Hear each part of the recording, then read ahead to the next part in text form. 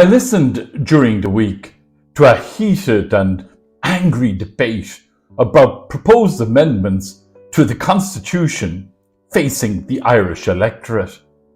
Soon afterwards, by accident, I saw on social media a clip about tiny house kits that Amazon sell for $20,000.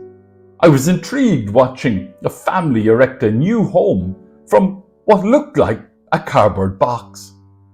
The commentator drawing attention to this novelty argued that the Irish state could buy 500 for 10 million euros. On the next news bulletin, my anger level soared as I listened to the newsreader record the record levels of homelessness that pervades in modern Ireland. The previous week, anger abounded about Gaza, about money wasted by our national television broadcaster on the toy show The Musical, and the coming and going of the second anniversary of the cruel and unnecessary war in Ukraine. To cap it all off, satirist Ross O'Carroll Kelly in an article declared, "Our daughter came out of the womb with 2 middle fingers raised to the world." Spiritual writer Richard Rohr, writing about Moses and Jesus, references contemporary studies and heat-sensitive photography of the heart-brain connection that prove that there is indeed an aura or halo that proceeds from truly loving and godly people. He also notes that the same photography can show that hateful and negative people not only have no aura around them, but they actually draw energy out of others. Rohr believes that this is what the people of Israel must have done to Moses and Jesus too, and why they are always retreating to silence and dialogue with God. When Moses and the former Egyptian slaves reached Sinai, they had only the most rudimentary sense of common purpose.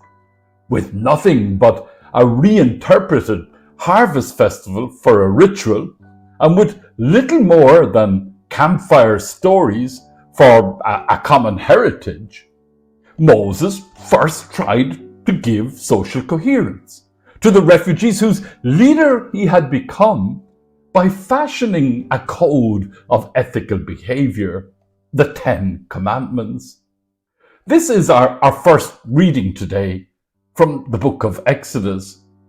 At a time of constitutional reflection in Ireland, it is worth noting that many commentators consider these commandments as lofty, original, and morally demanding.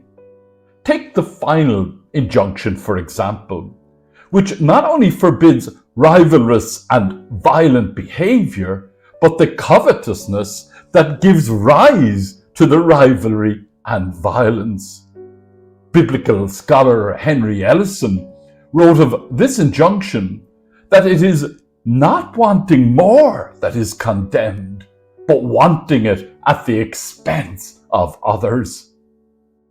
In the temple precincts, as shared by John's Gospel, Jesus comes across people buying and selling, carrying out business that encourages the injustices of society and brings them into the holy place of God's dwelling.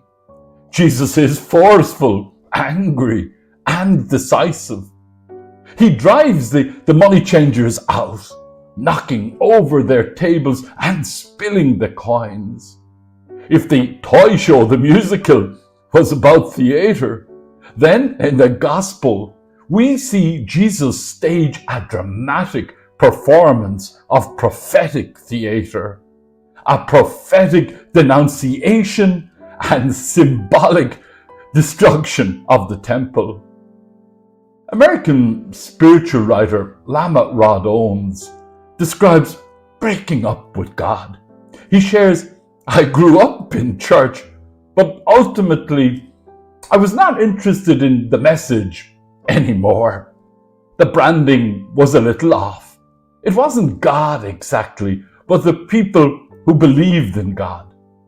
Later in life, Owens described himself as deeply influenced by the life of New Yorker Catholic worker Dorothy Day.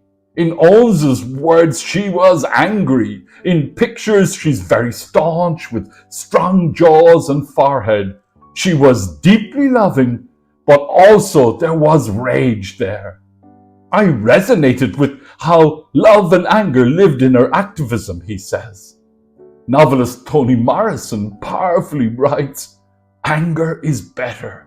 There is a sense of being in anger, a reality and presence, an awareness of worth. It is a lovely surging." Lent is a time to practice silence, and then to transform that silence into language. This transition from silence to language is a migration from captivity into freedom, from invisibility into visibility. A burden comes with this transition, that of confronting all those who don't want you to be free and seen. Moses, Jesus, and Dorothy Day teach us that anger and love can exist together.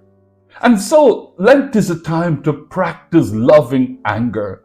Love is a time to heed St. Paul and not let ourselves be rattled by what we perceive as the absurdities and stumbling blocks of others, but to practice silence, focusing on the wisdom of God, and then through language and action to practice love and anger together, so that our communities can flourish. Amen.